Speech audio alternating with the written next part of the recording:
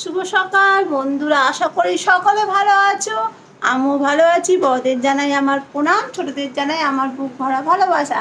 আজকে আমার ছোট ছেলে পুজো করছে। আমার দেরি হয়ে গেছে না বাবা, একটু পুজো করে চান করে। এই যে ছোট ছেলে পুজো করছে। তোমাদের দাদা ভাই এনেছে নতুন ফল, কালকে আম এনেছিল, ঠাকুরকে দেওয়া হয়ে গেছে।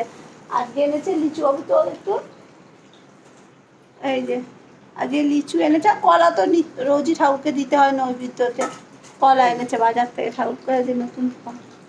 আমরা ঠাকুরকে আগে দিয়ে দিয়ে তারপরে আমরা এ করি, খাই। আর বাজার এনেছে দাদা ভাই।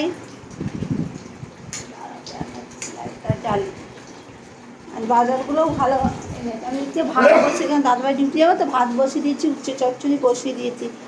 আর বাজার এনেছে এই যে পুঁই শাক, টাটকা একদম পুঁই শাক এনেছে, কাঁচা লঙ্কা এনেছে, আদা নিয়ে এসেছে, একটা কচি বেগুন একদম, মানে পুঁই শাক দেওয়া হবে বলে। আর এনেছে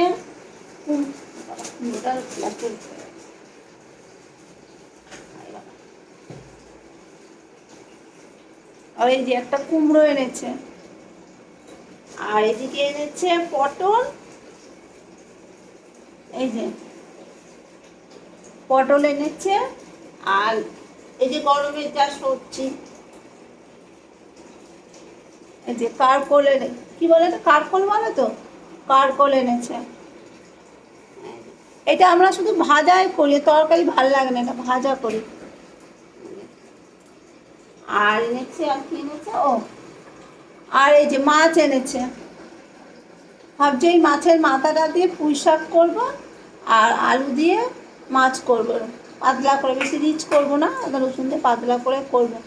আর ছোটো ছেলে খুব ভালোবাসে লিচু খেতে, বড়োটা অত লিচু খায় না, ছোটোটা খুব প্রিয় লিচু। কালকে আম এনেছিল দাদা ভাই, ঠাকুরকে দিয়েছি। এই যে আজকে জলে আম ভিজিয়ে রেখেছি, এখন আম মুড়ি খাওয়া হবে।